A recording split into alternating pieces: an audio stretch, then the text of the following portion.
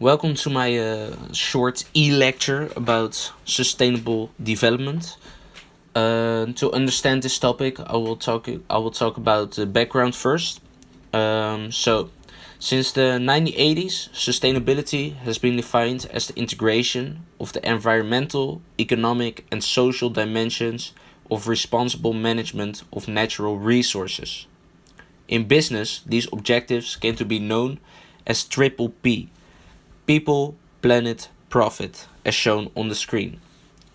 A great impetus, which means something that makes a process or activity happen or happen more quickly, um, to the interconnecting triple objectives was the publication of the report of the UN World Commission on Environment and Development. This was called the Brundtland Report, published under the title Our Common Future. The Brundtland Report refers to sustainable development as development that meets the needs of the present without compromising the ability of future generations to meet their own needs.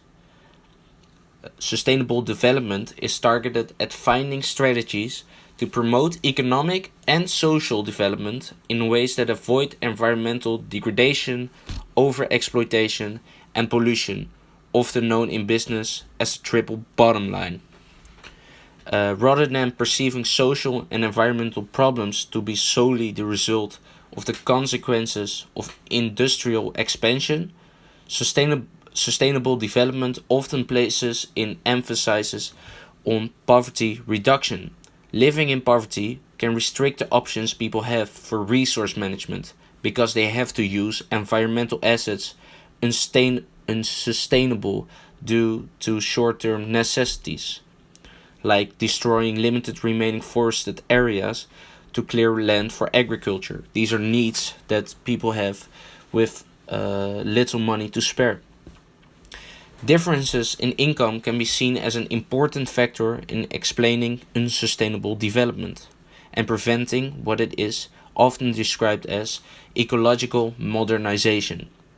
In ecological modernization, theory discussed in chapter 5 and 9, it is believed that enlightened self-interest, economy, and ecology can be favorably combined, and productive use of natural resources can be a source of future growth and development.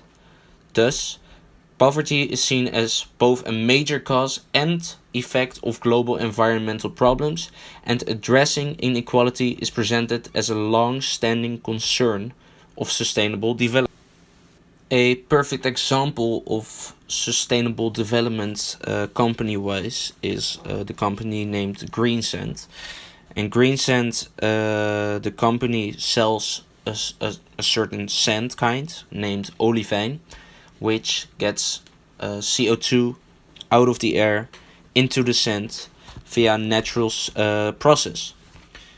Because of this process, a lot of CO2 gets removed out of the air, while the cost for the sand and normal sand are almost the same.